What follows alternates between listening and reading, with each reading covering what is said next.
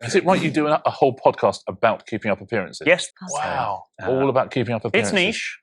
Yeah, listen, people love But niche. people love niche and people love keeping up appearances. There you go.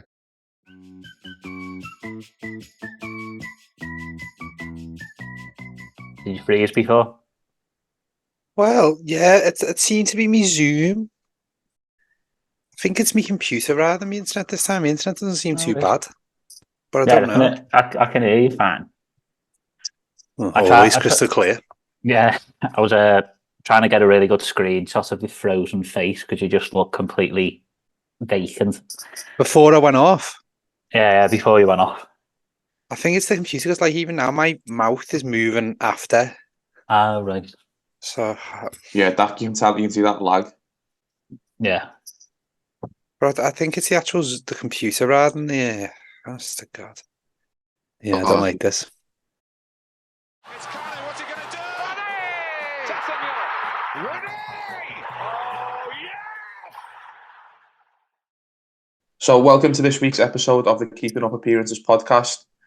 We are a member down this week, but it is all good news as we congratulate Sean, who has had his first child, young Ginny O'Hara. So they are sat at home now, I think, enjoying themselves. Sean is probably very sleep deprived, but I'm sure has a big smile on his face. So congratulations to Sean and Hannah and Ginny, who is the first member of Keeping Up Appearances Youth. Better get out of that sleep deprivation to edit this episode, though. Yeah, slacker. Get hard work never stops. never. So things might be a little bit different today. We might have to fill in for different roles. Bob has stepped up for any given Saturday, which we will go to in a minute. But of course, we will hear Sean's Maroon 5, which he will be throwing in a bit later. But as I said, we will start. Bob. For keeping up appearances, should we just say a player that is hundreds out and say that that's Sean's guess? Yeah, we can do that. Okay. Maybe that's what we should do. Just literally we've got to guess the furthest away, but more than it. Yeah. And that's the winner this week, the person who's furthest away. That's the real quiz. Yeah. Right. Without any further ado, we will go to Bob, who has prepared what he told us isn't easy any given Saturday, but I think me and Tosh will be the judge of that. Yeah, you will be, but there's no shockers in here. I could have gone rogue with the match week I've picked, but any given Saturday this week, we're going to go back to game week 8 of the 2006-7 season, which was Saturday, the 14th of October, 2006. And our first game will be Portsmouth 2, West Ham United 0. Right, okay. Straight off the bat, I'll be going. Is one of the Portsmouth players, did he have a sweet left foot? Are you thinking Sully Montari? No. I was thinking Sully Montari, though. I was thinking the boy Taylor. I'm answering the questions. Yeah, both of them are wrong. Both of them are right. That it was easy. No, wow, that was quick. Did one of them play for Portsmouth? Are you thinking Sully Montari? You will be correct. No, neither of those. 2006 was one of them a centre half who we featured in Football's Biggest Traitors? No. Would one of them be like a classic Harry Redknapp sign, like someone Harry Redknapp signed more than once? No, I don't think so. But he did maybe sign him for Portsmouth then. Yeah, probably. Striker? Yep. Was he Zimbabwean? No. Was he English? One of them was English. Probably too early for Jermaine Defoe, I'd guess. So it's not Jermaine Defoe. Was he much bigger than Jermaine Defoe? No, he'd been at Liverpool. Oh, but not Crouchy. Most centre forwards are. Yeah, that's a good point. Centre forward Portsmouth. Was the other one? Did the other one go on to play for Everton? No. Who are you thinking of there? Yakubu, would he have been there then, or would he have been Borough? I'm not sure where he would have been then, but it's not him. Probably just about Borough, I reckon. Right, come on. English centre forward who played for Portsmouth. One of them's English, the other player isn't. Is the other one dead? No. Morbid question. I was waiting for 1 week Papa Bubajov to be the answer. Yeah, I should have fixed that really, shouldn't I? God Would rest they them. have been? Would they have been at the start of their careers then, or towards the end? The latter. Right. Oh, was the other one? Would the other one's first name been taken from the first president of the 20th century, first elected president? I can't be actually even thinking of what you mean by that. Would he be? Could you put his first name before a bear?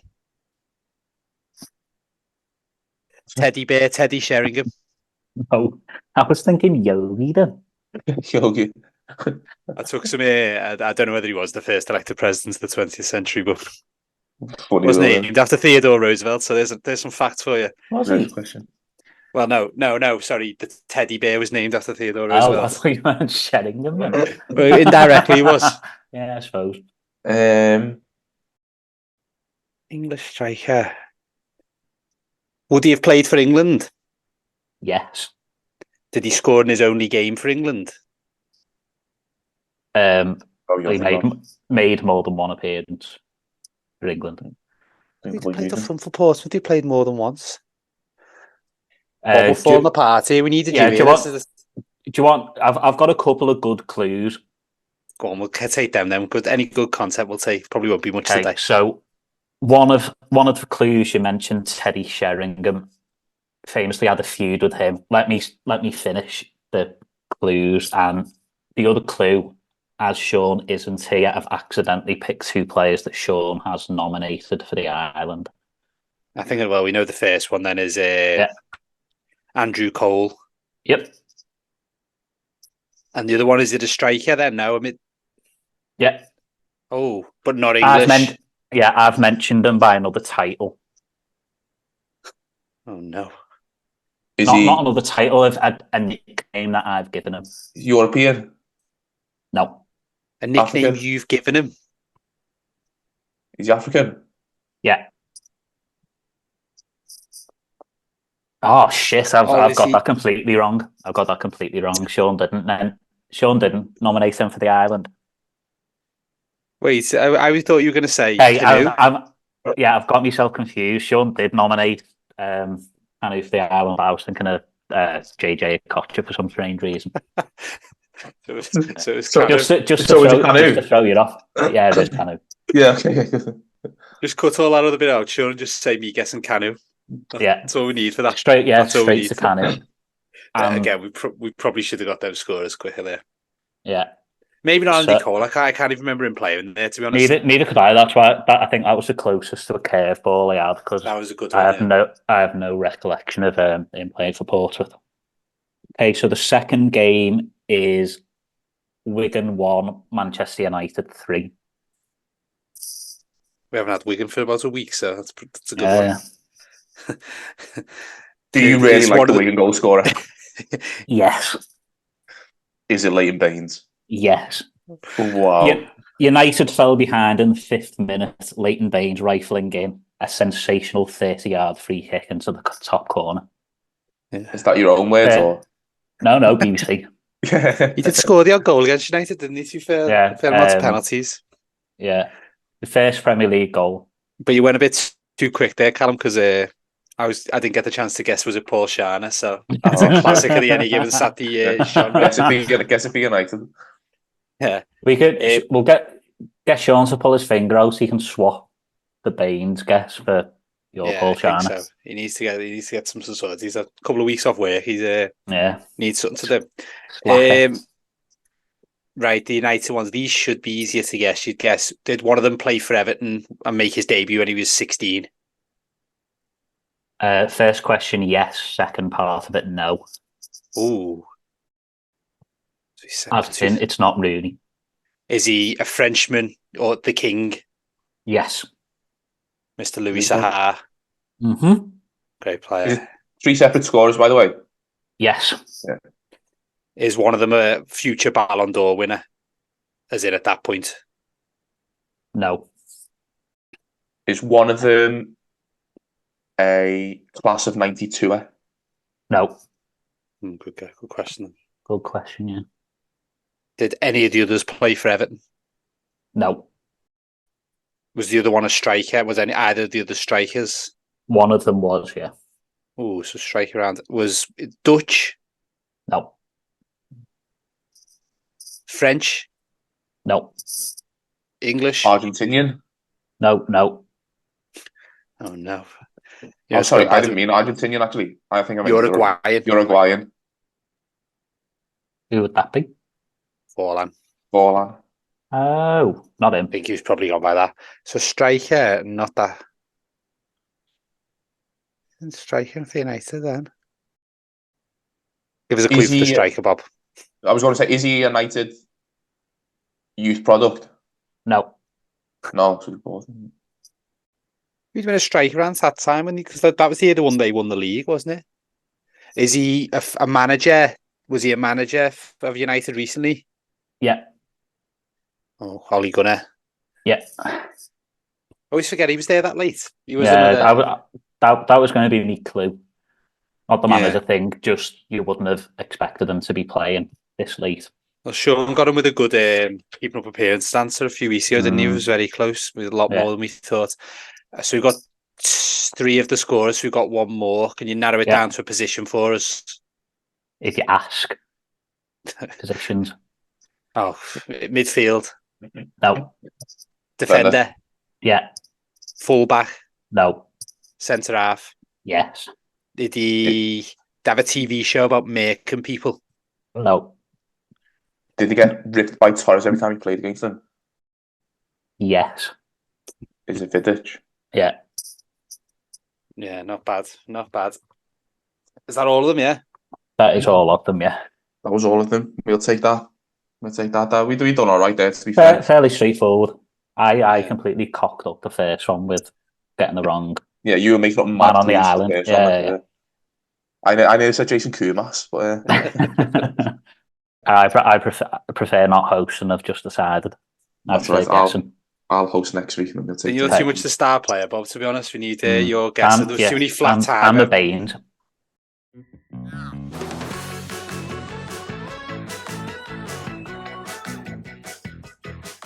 So we had a good inning on Saturday there. We'll move on from that to an absolute disgrace of a football match, and we'll talk about the Nottingham Forest versus Liverpool game. It's it's all right when you're at the top of the league and everything goes for you. But I'll hand over to Bob to see if he has any thoughts on it. How Notts Forest got against Liverpool at the weekend. Nottingham.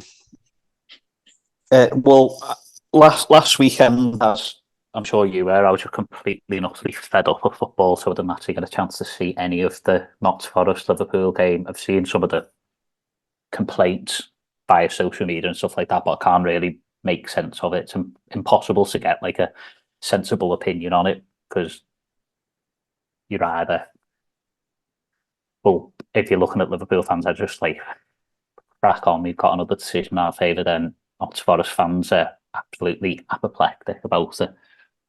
Seemed like a very strange decision by the ref. What actually happened then? From what my understanding is, give me a neutral's view on it, Callum. Yeah, I'm not so neutral. I was going to say, I think his intro ruled out his in. Well, give it a balance. Sorry, Cal. Go on, yeah. So I think, from what I've seen, what happened is, so Forrest put a cross in, might have been a corner. Alisson came out, clattered Canate, punched the ball away. So not a surprising thing for a Nazi to do. Retained the ball. Forrest retained the ball, and we're about to put a cross in. Canate stayed on the floor. The referee stopped the game to see to Canate, but then give the ball back to Liverpool, and Liverpool played on. Is that kind of the gist of what happened? Well, I thought to see that. Yeah, no, sort of. I mean, it wasn't Alisson in goal. I don't think he's out injured, and he. Sorry, however. Yeah, no, but the gist of it, I think, so the cross comes in. I don't know whether it was a corner or direct from the cross. I can't remember. I have seen it, and then, as you say, Callum, the ball So it gets cleared out to the other side where that Hudson-Odoi is waiting. And to be fair, he probably doesn't get a touch on the ball, but he's literally about to as the referee blows the whistle because Canate seems to be down with a head injury. And at first, I think there's some people saying there's quite a few bodies in there. So the people are saying, he clattered with the Forest player, blah, blah, blah. And then, as you say, the referee, Paul Tierney, despite Forest probably having it, he gives the ball back to Kelleher. And it's one of them ones. Now, they don't really have that much these days, do they? Of like giving the ball to give it back to someone. It's only like for a throw in that happens. So I think his implication, Tierney, was that Liverpool were just to carry on. So I don't think Liverpool were in the wrong there for carrying on. And then the bit that when I first seen it, because obviously I was at Everton and out afterwards, and I seen the controversy, that I was under the impression that Forest had gone down. I mean, Liverpool had gone down the end and scored. Whereas that's not fully the story. It was a good couple of minutes, I think, and Forest had the ball after it and could have cleared it. And then Liverpool get a corner and they clear the corner, and Odoi tries to dribble out, to which he loses it. And McAllister does underrated. I think people how well McAllister actually does in like he could just like kick it back in, but he keeps the ball and plays a great cross, and then Nunez goes on the end of it. So I think from my perspective, I think it's very easy to overreact. I don't know. I feel like sort of there's a lot of time passed between it, which is my difficulty. Yeah. But it is that sort of thing. I think if I was to put me tin hat on, it's that thing of, like it's all them little decisions, isn't it, that we would be as bitter Evertonians that, like Forest there genuinely had the ball. They were about to put a cross in. Hudson-Odoi probably would have got a cross in. Probably wouldn't have been a good one. Suddenly that's a bit of a momentum shift. Forest are all up there for a corner. They might get another corner, blah, blah, and it just stops. And then Liverpool have got the ball. And I think it's more that case of Forest were moaning. It feels like they sort of lost their head a bit, which isn't Liverpool's fault, is it? Forest, but as you probably would, you can imagine Goodison at that point, in injury time, you got a corner, you think you should have it, you stop and your natural assumption would be that he's faking it, because that's what you always think, isn't it, when someone goes down in the box and when it's a Liverpool player as well. And that's a good point. The thing is, Everton would have give the ball back. Baines, I tell you, Baines would have. Baines' trademark, wasn't it? To give it to. I haven't muted you in a while, Tosh. Sorry, you muted for Baines slander. Didn't notice because of the lag. Yeah, no, the two things that I sort of thought, and again, that Tierney is the one that Klopp always moans about, isn't he? I think, and he's numerous times said we don't want him refereeing. And since they've made that comment, he was the referee, I think, away at Tottenham with that controversy. And Klopp said something like, "I don't know what his problem is with us." Since then, I think he refereed that game against Chelsea, where Chelsea probably could have had a couple of penalties, and Liverpool maybe got a soft one. And then there's that instant there, which doesn't help. And I think that just brings the whole debate about managers talking about refs and specifically naming refs. And that's what the type of thing that happens, that either it keeps going the one way where all Liverpool fans are saying we're being persecuted, or one thing goes the other way and you say, it's because he said that. And I think that it's a dangerous game to get down. And then also what made me laugh was Mark Clattenburg, the new Gladiators referee. Yeah, is he now employed by Forest, is he? Yeah, he was sat next to Howard Webb at a game, I think at the United game last week. I've seen him.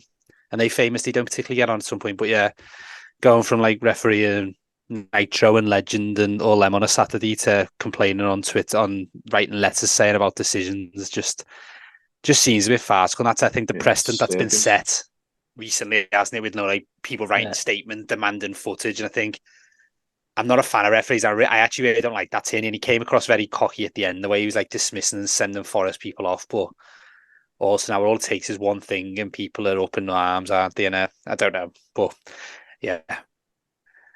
Well, after all that disgrace, I've got a big Forest friend who I was trying to get to say, see if he'd come on and give us a comment on, and he was absolutely furious that he, as again, that perceived big club sort of thing. I think the time as well was a big point, wasn't it? The time added on. I think they were going mad about that on Gillette Soccer Saturday. Oh, I didn't see that. Yeah, where he got, well, obviously I was at the game, but when I came, I've seen that, where he pulled that at the time from and just kept playing. It felt a bit like we're just playing until they score. Yeah, Fergie time, but Jurgen time.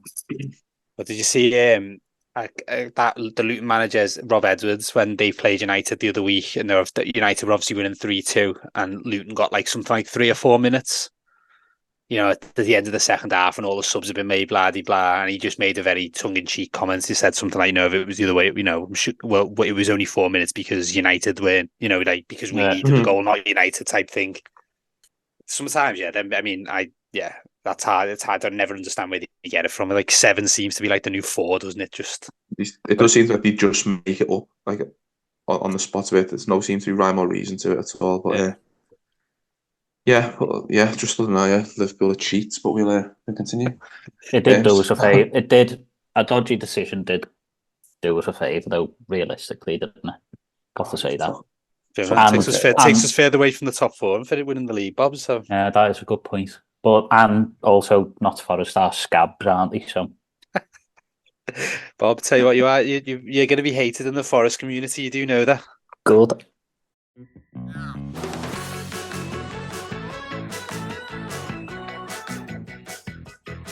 So we will head over from that game to Marooned 5. Tosh, do you want to open out this week's topic, please? Yeah, before I do that though, Cam, I'll just mention last week's one. So last week, our topic was people who'd had second careers, and we had our most votes ever, I think, in a poll, and probably our closest ever poll as well with the number of votes. And Vinnie Jones just edged it, 35% of the votes. Dion Dublin's 33%. But yeah, whatever the reason was for all them votes, everyone who voted last time, please vote again because it was good. Good fun with all the votes this week. That's disgraceful. It's got to be Dion Dublin, that. Yeah, and again, I don't want to say all the people who are voting are idiots, but please just vote again. Vote for the right one this week. Yeah. But yeah, whoever caused the votes to be done, if we could do that again, because we did nothing different and went about 7 times higher than what we were the week before in terms of votes. But yeah. So Vinnie Jones joining other great midfielders. We say that every week, Paul Pogba. I remember who's another midfielder. Is he allowed to still be on the island? Oh, drugs test, isn't it? Yeah. Good point, actually. I don't think he'd be able to pass customs.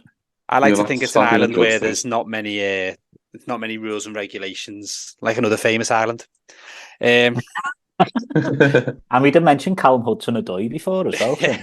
He's got to get votes done though. He can't just visit that one. He can't sign the guest book for this one. He's got to get it. He's got to get invited onto the one. So this week, then obviously a person down, but we're hopefully going to get his added on a bit, like I did a couple of weeks ago. We're going to link to the upcoming Oscars. And one that we've spoke about doing a couple of times, also linking to, I suppose, a bit of a Maroon 5 a couple of weeks ago. We're going to talk about our best football and films. So I think I might start this one off as someone who's not a massive film watcher. So I sort of struggle with this. Like Michael Owen. Like Michael Owen, yeah. I reckon I've seen more than him, but I haven't seen any of Vinnie Jones's, as we discovered last week. Neither have I, to be fair. But he's on the island, so.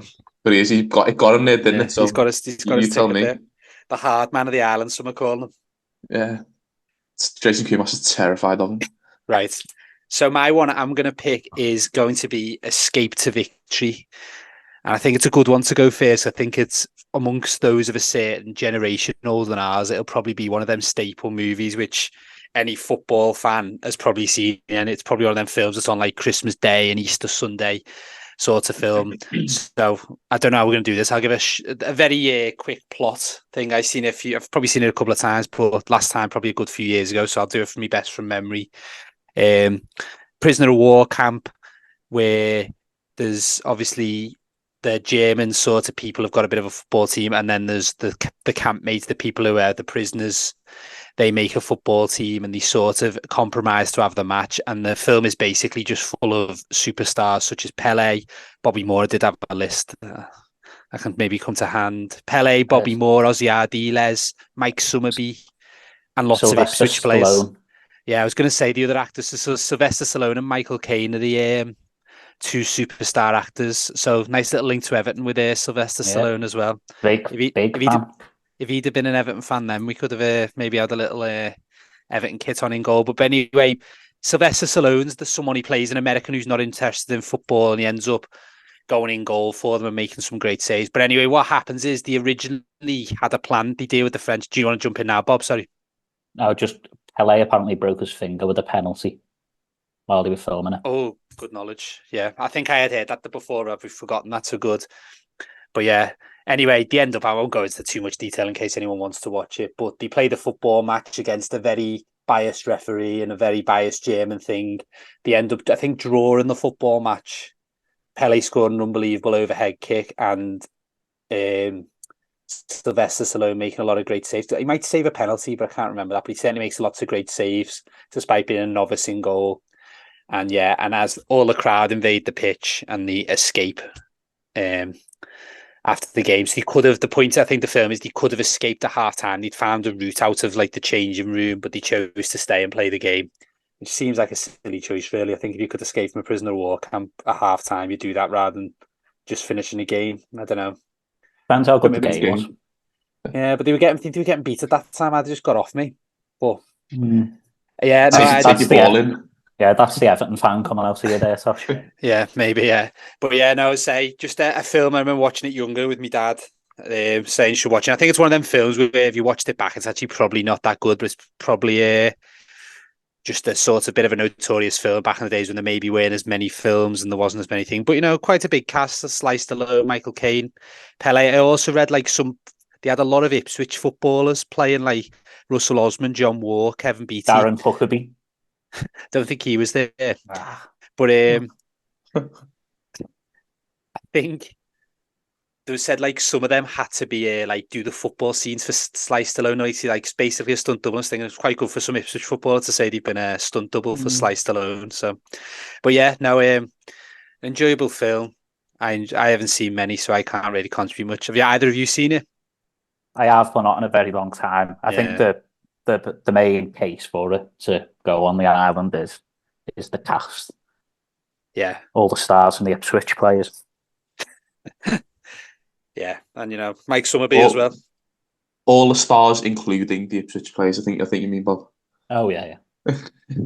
Decent side around that time. I think it was 1981. Ipswich were in the UEFA Cups and things like that, and winning FA Cup. I think they won the FA Cup in the pre-Matt Holland era, though. Pre-Matt Holland era, yeah. Matt Holland, Darren Bents. What was the fella? Marcus Stewart. Remember him when he first came up? He scored loads, didn't he? And also, I'm just looking at the cast list. There seems to be a Zoltan Gira, but I don't think he's the same one. Scored in seven, of course. Yeah. Is there a Paul Sharner? No, I think they got someone else to do the stunt double for him. An actor played Paul Sharner, I think, as far as I can see. Yeah, go on then. So I'll start us off. First one up, I'll nominate Escape to Victory, one for the dads. Nice, good shout. Anyone want to step in next? I'll go next. I've got some notes. So my reasoning for me suggesting Familiar 5 this week, it is a great film, but it is partially due to the fact that if I didn't pick this film, Phil Devine would never ever speak to me again.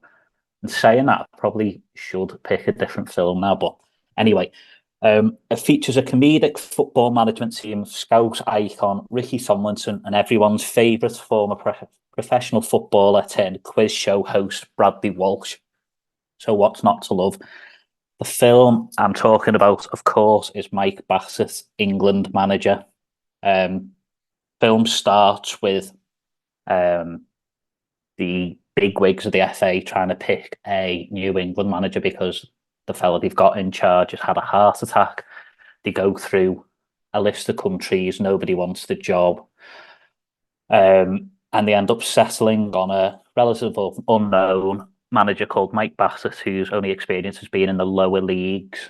An early scene is, I think he's just won a trophy with Ipswich, or is it Norwich? I think it's Norwich. Go on an open top bus, have a diversion. The bus parade finishes with a very windswept Mike Bassett. So I think the plot basically follows Mike Bassett, this unknown manager, taking England to the World Cup. And there are some truly iconic lines in the film. I don't think Sean will leave many of them in. But I'll do my best and see what he does with it. So at one stage in the film, England are losing 2-0 to Mexico. there's like a narrator journalist, and he says half time in England trail Mexico by 2-0. So Mike Bassett's team talk is, have you heard what they're f***ing shouting? Bassett, Bassett, they shouldn't be shouting at me. Should be shouting at you.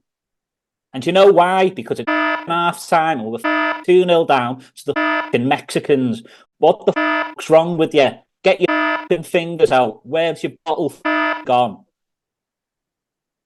It goes on for another 5 minutes, this. I don't think Sean's going to leave any of that in, really. But I think you're hoping that Sean's too busy for putting all them beeps in, Bob. But I just wouldn't have said all that. I thought Sean would enjoy me ranting there. He finishes this expletive-filled half-time team talk, and the narrator then closes with England lose 4-0. So it probably wasn't a very successful team talk. Another one of my favourites is there's a bit of a psycho captain called Wacko. He runs out the changes, punches a wall in the changes, and just says, "Let's kill him." So I absolutely love that. Probably not a family friendly film, but it's comedy gold. I think it sort of is. If you can bleep out a lot of it, Ricky Tomlinson is just great in that kind of role, isn't he? And it's our kind of sense of humour. It's a good parody on like the England team of the 90s, because there's this poser is obviously based off Beckham. Can't really work out who Wacko's based off. Could be Stuart Pearce, I suppose, but there are a couple of contenders for mad centre halves as well.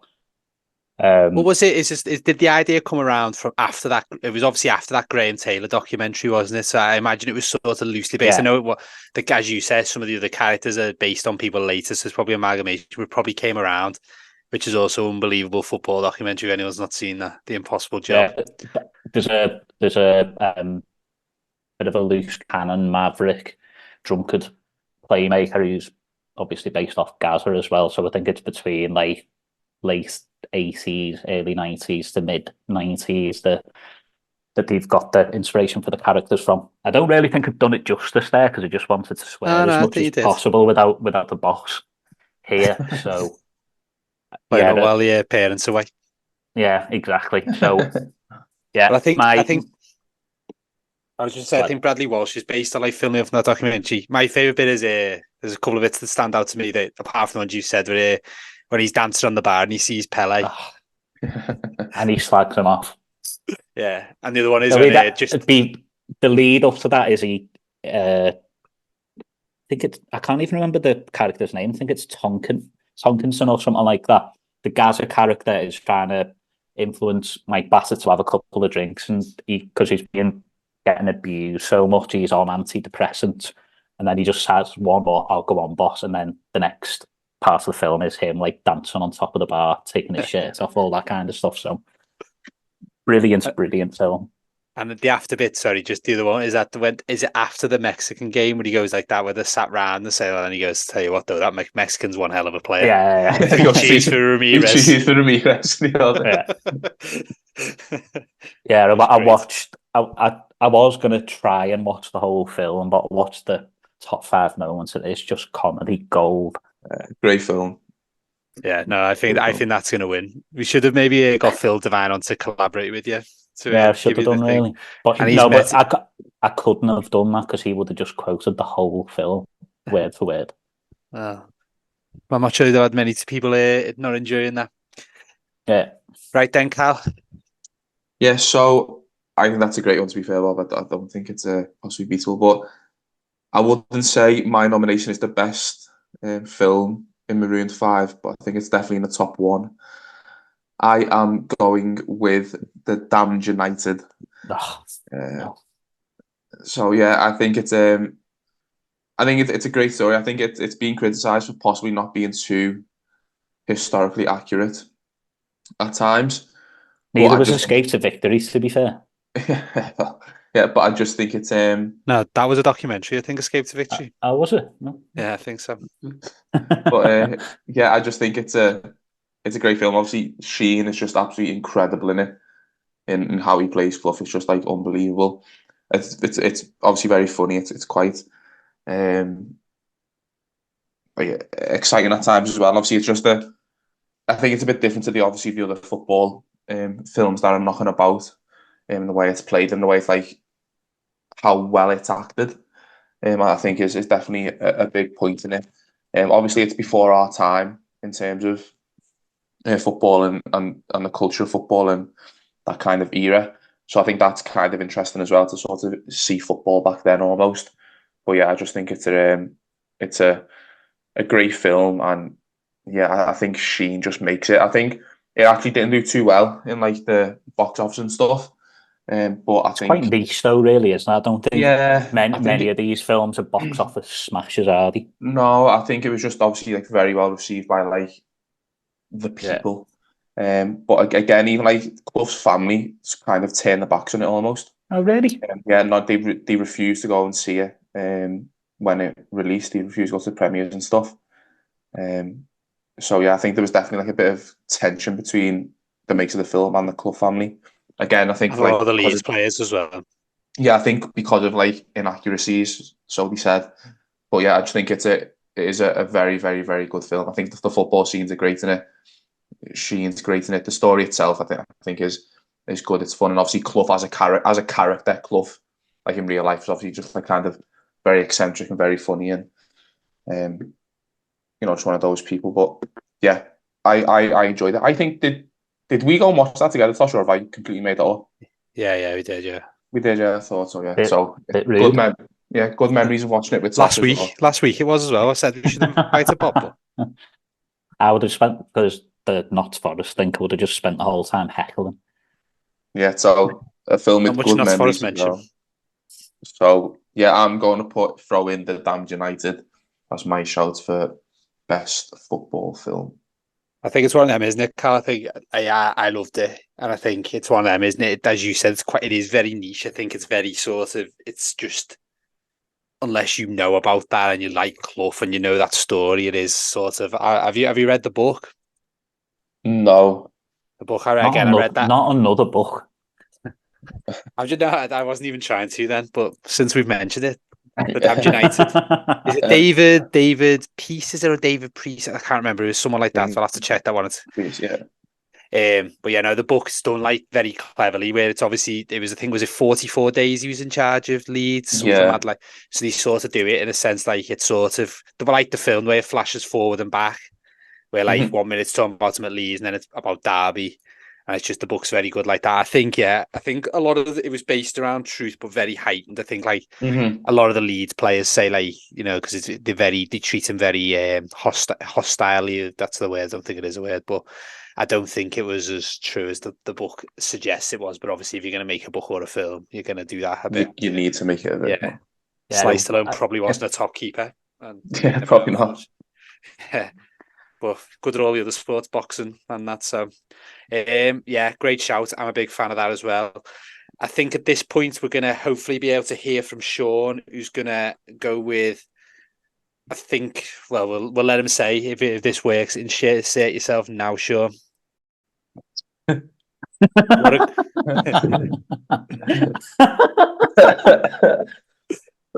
why he's not here, isn't it? Yeah. All right, lads.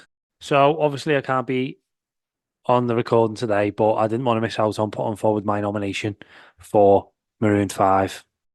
So this week for best football films, there was only one I could really go for.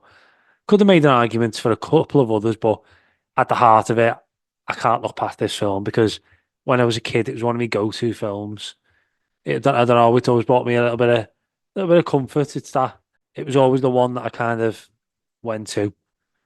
So my nomination this week is There's Only One Jimmy Grimble, which I've got a feeling quite a lot of people may not have actually seen, but if you haven't, I'd really recommend it. Firstly, I'd say for a fairly small-time British film, I think the cast is pretty unbelievable. You've got the likes of Robert Carlyle, Ray Winston, Gina McKee, Ben Miller. On top of that, you've got an unbelievable soundtrack too, particularly if you were a 90s kid. Obviously, that music's still so iconic. The film's set in Manchester, so the soundtrack's by many kind of very 90s bands, like the Charlatans, Stone Roses. Obviously, the film's set in Manchester, so they're even more spot on. As it goes, those two alone are good selling points for this film. I think going back to the soundtrack as well, I said it's set in Manchester. I think this film, for me, it's distinctly Manc. It's very Manc. It's obviously set in working class areas of Manchester with a heavily Mancunian cast. But yeah, it just feels very real. And I think sometimes football films, even though football itself is a very easy topic to make a film out of, I think a lot of football films are often overdone. The storylines are a bit too far-fetched. The football sequences themselves are terrible. I mean, I say it's realistic. It is. Its premise is about a pair of magic football boots. But if you watch it, you'll realise that it's not actually about that at all. And the football, he hasn't got like in goal, for example, where the dream is to go from the Mexican streets to winning the Premier League. And he does that within an hour and a half. This one's just a school football team. But the messages in the team are all about not giving up on yourself and not letting bullies win. And I think for young people, it's a really good film to get those messages in like a good and relatable way. But I think probably one of the things I love most about the film is if you showed a current, maybe a young modern day football fan, that the dynamics of the football aspect would actually make no sense because it's set in Manchester, 99 or 2000, I think it came out, 2000 maybe. At that time, you got United, treble winners, biggest team on the planet, arguably. A big reason why Jimmy gets bullied is because he supports City, which obviously back then made sense because obviously they were awful, weren't they? They were yo-yoing up and down in the Football League.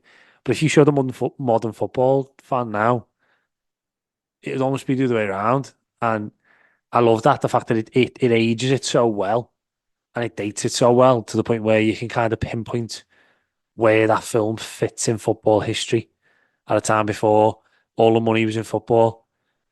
And Jimmy and the people around him who support City, they support City for the right reasons rather than nowadays. A lot of the reason why certain people support teams is because obviously you got the glory hunters, we know many of them. You've got some people just support a player, which I've always found a bit mad. And another thing, talking about the lack of money in football, you've got one of the teachers who's played by Robert Carlyle, and it turns out halfway through the film he actually used to play for City, but no one knows.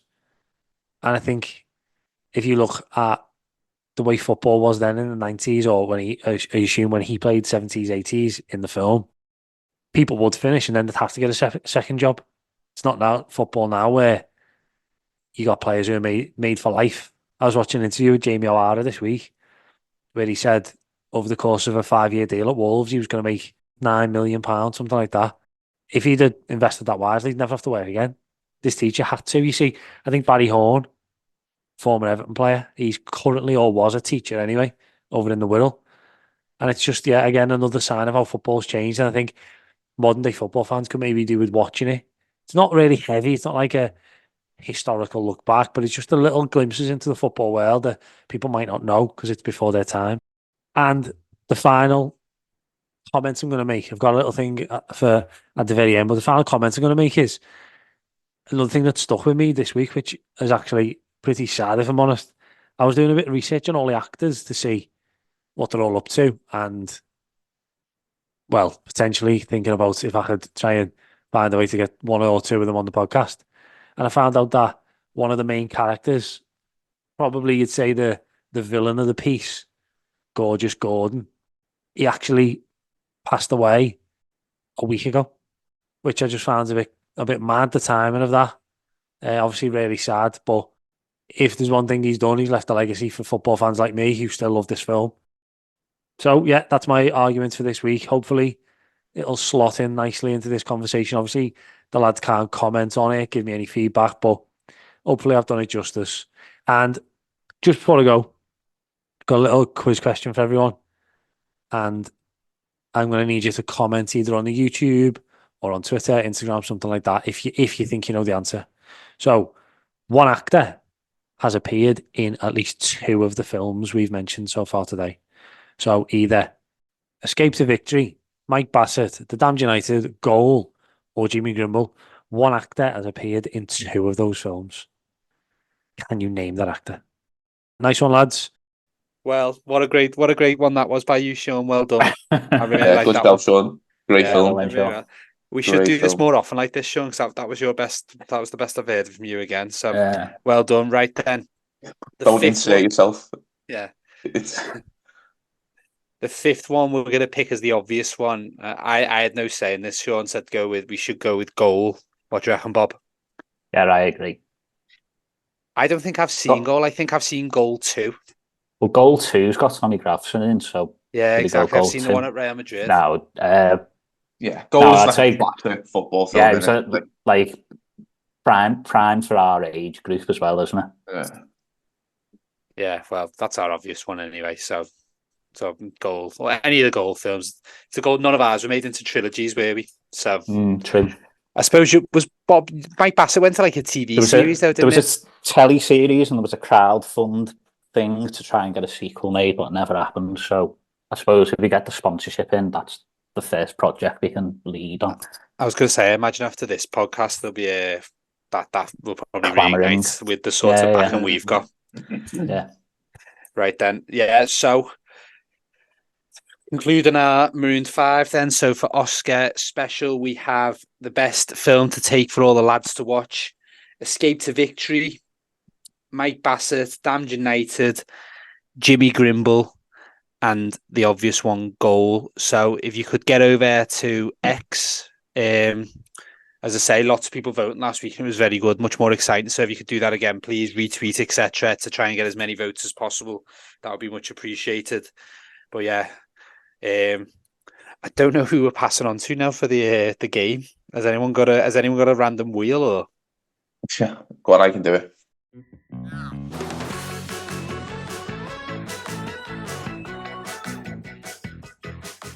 Does Sean still screen record this? Do we know? I don't. Does he still what? Screen record it. What's that mean?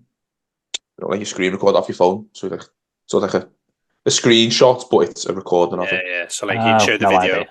Yeah, I think he can live without it for a week, I reckon. If so, anyway. I'll do it. It's and fine.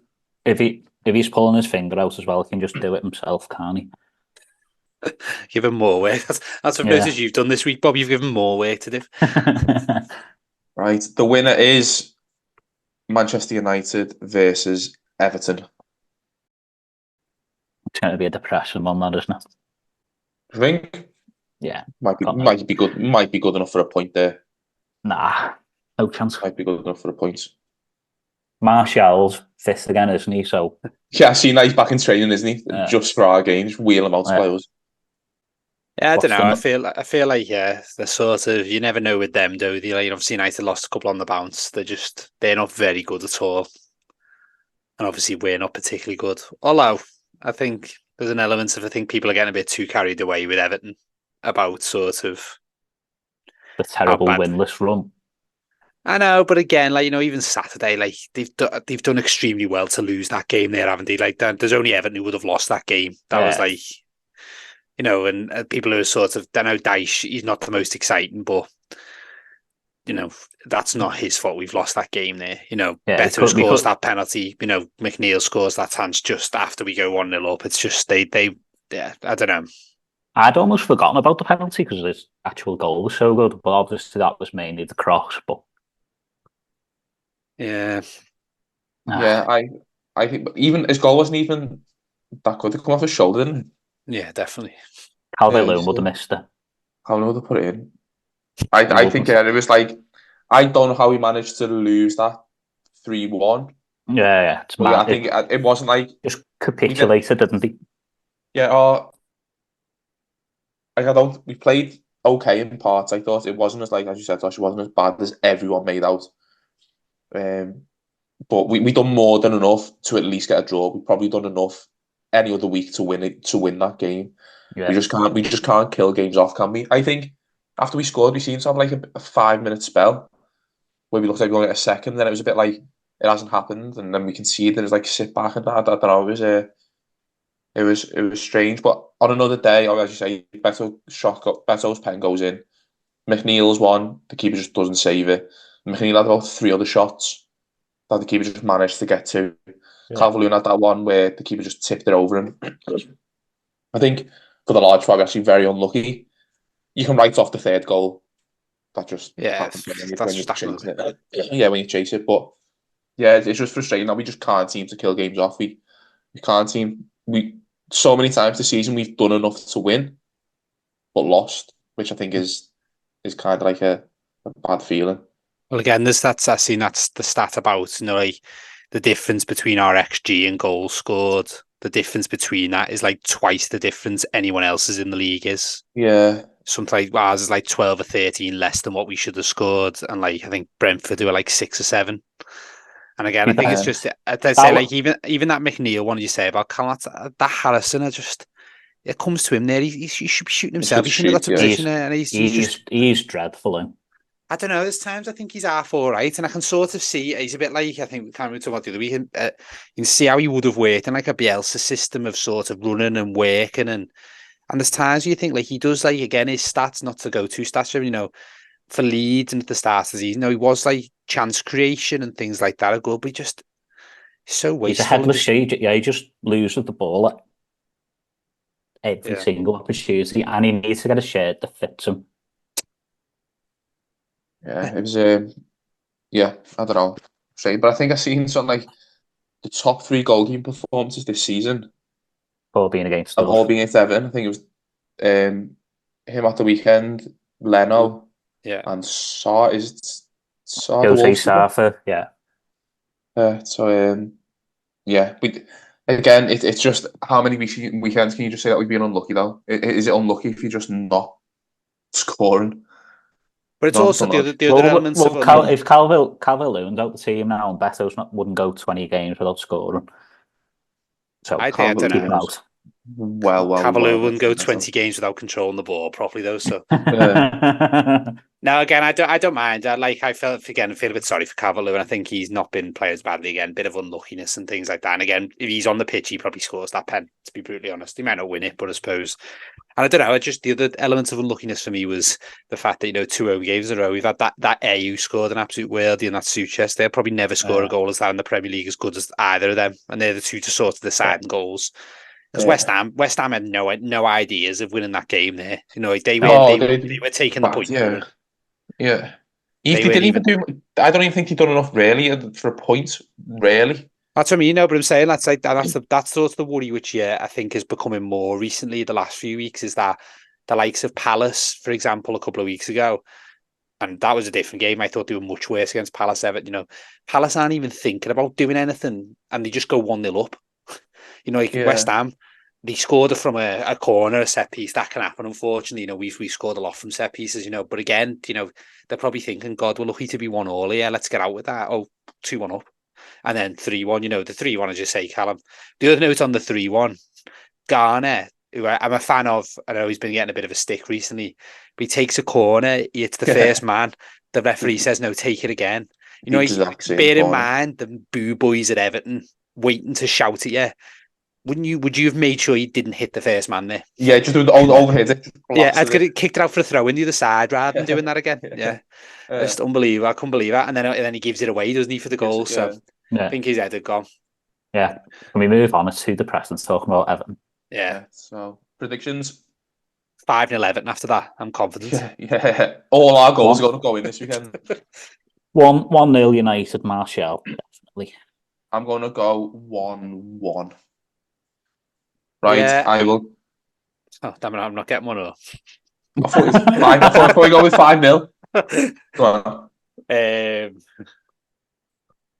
Good job. I didn't have it right. I don't know. I feel like we could sneak something, but reality is probably not. Records there. I'm going to go 2-0 United. Martial, brace. Martial, brace. Cool. So I will get our number up. Our number is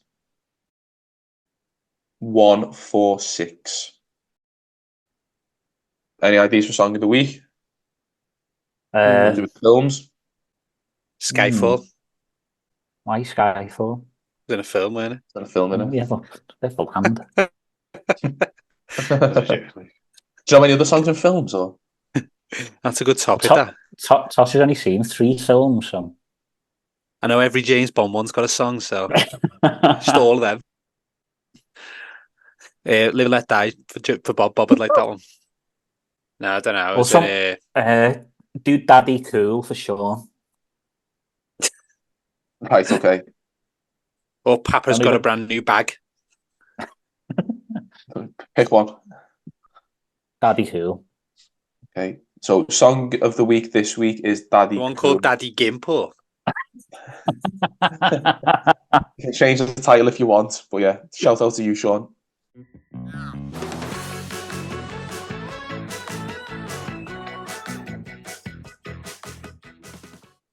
I don't want to overthink, man. I'll end up changing it, so I'm not going. I think I'm going to go with the not current. Oh, it's not like you. Maybe you're not going the same one as me. It's recent, like. Yeah, mine's not. I don't know. Not too recent. I think mine had. I think mine actually had. It might actually be 3.5 seasons. It's either 2.5 or 3.5. Which will make a big difference. But it was definitely left. Yeah, he definitely left halfway. Go on, we're ready to go then. Have you got your guess, Bob? Yeah. Anyone want to go first? Go on, so my player, I think, definitely left. Well, he definitely did leave at a half season. I was going on the basis that you probably had to be there maybe 3.5 seasons for this number. And I have gone with someone who probably should still be playing for the club, really, but left because of a manager that for some reason didn't like him or they didn't like each other. So I am going with Lucas Dean. Who, I think was there for a few and a half seasons. Some say the best left back of the Premier League era for Everton. Yeah, some have said. Bob definitely hasn't said, but I'm not sure Bob can mute me as well now. So yeah, it's probably Dean, Michalenko, then Baines probably. Whoa, David Unsworth. David Unsworth, Baines. And Pistoni. Well. And Gary Naismith. So yeah, I'm going Lucas Dean as my guess. And Hinchcliffe. He's a snake. Yeah, he's annoying him. I will go next then. I had a few, and to be honest with you, one of them was the one I'm going with was one who was in my head the last time we did quite a similar number, which I don't think's cheating, but he came to me head again. So I'm going to go with Gareth Barry, who I think I spoke about last time. So maybe this does count as cheating. If it's close, then maybe it is. There might be it might be a contentious one.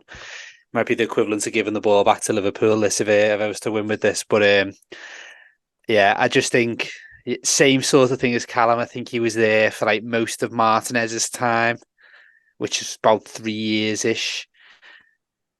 Fairly consistent in his playing most weeks. Also, just a brilliant footballer. Would go down as one of my favourite ever Everton players. I think of people I've seen. So yeah, hopefully pretty close. I imagine. Yeah. I wouldn't even know if he's either way, which maybe is a good sign, whether he's too little or too much. So, yeah, I think Gareth Barry for mine. I'd have a few of the names, but I'll wait till Bob's done his. What a player, by the way. That was going to be my comments as well. What a player. Hasn't aged a day as well. He hasn't. What a good sign that was. I remember his first game at Chelsea, wasn't it? And he made that, was it a game? He made it like a bit of an interception. Like a goal saving interception in the box. Eto. Eto, I think it was Eto. Mad back heel kind of thing. Really acrobatic, wasn't it? It was great. And then from then I knew we're on to something. Good shout. Bob? From one wonderful holding midfield player, I'm going to go for one that isn't quite as good bias. I'm still a really big fan. Somebody who's had actually, I forgot to ask this. Can we go current players? Yeah. Okay. So he's currently in his second spell at Everton. Going to go for Idrissa Gana Gay. Or Idrissa Gana Guay, as Callum called him a few weeks ago. Yeah, I reckon again should be a pretty good shout. That I reckon. Other names, any other names floating around while Callum checks?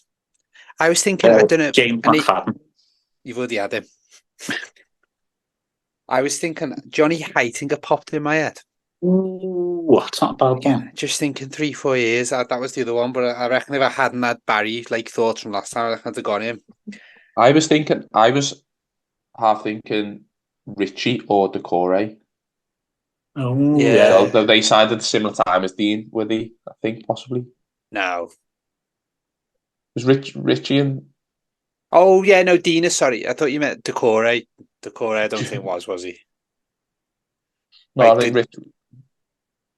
Yeah, Richarlison was probably similar to Dean, actually. I suppose, but Decore was like Ancelotti's COVID season, wasn't he? But Decore and Richarlison played at Watford together, didn't he? No, maybe. Yeah, I think they did. Yeah. Again, I don't know when would Dean have joined. Was he the same summer we signed like Mina and Gomez? That maybe would have been probably. Oh no, maybe then. That'd have been Silva's first season, wouldn't it? He signed Richarlison, and then he signed them, and then maybe I reckon Decore a couple of years later. But are you checking here, Callum? Or? The one I had was Victor Anachabi, maybe. That was me the player, but again, we've done already. Ooh. Doing as you're saying them. Pro wouldn't even have noticed. That's the air level. You've got good of here. Looking on transfer market while you're talking. I've noticed that over the last few weeks. Okay, then results are in. Obviously, just the three of us this week. Sean might have a little guess, but we'll just assume he's getting 1 point anyway. These guesses are quite good, so he probably is. So we had all within 20 this week. So really good guesses. We're usually a bit better when we're Everton related. So third and second were very close, just one appearance out in terms of distance away from the answer. So we had with 1, 2, 7 appearances, so 19 out was Luca Dean. So 19 out from Callum, third place. To be coming third of the score like that's still a great guess. We then had on 1, 6, 4 appearances, so 18 out was Idrissa Gana Gay. So he was 18 out. So again, pretty good guess still from Bob. And then, so that means I'm the winner this week with Gareth Barry, who was 155, so just 9 out. So, yeah. Very good. Yeah, instinct from last time. I had 2, but I'll take it. Great player. You can remove the asterisk now. Yeah, well, maybe there's a bit of controversy there, perhaps. Yeah. Sean wouldn't have been having that. But well done, Tosh. Good win. But Bob got to say the C word. I got to use an answer from last time. We're all doing different things. Yeah. Of course.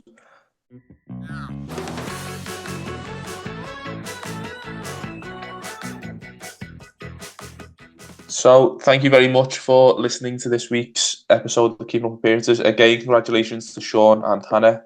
I'm sure the baby will love to listen to this episode sometime later in the week. Probably help get to sleep, which might be good. I'm sure this podcast puts a lot of you to sleep. But it was a great episode. We had a good Any Given Saturday given to us by Bob with a nice feature of Leighton Baines. A film-related Marooned 5, some great shouts in there. So please head over to X to vote, which is your favourite football movie. And Tosh was victorious in Keeping Up Appearances with a great shout of Gareth Barry in what we liked as an Everton theme. Keeping Up Appearances. Hopefully you enjoyed the podcast and this episode. Keep sharing on social media and telling your friends about it. And we'll see you soon.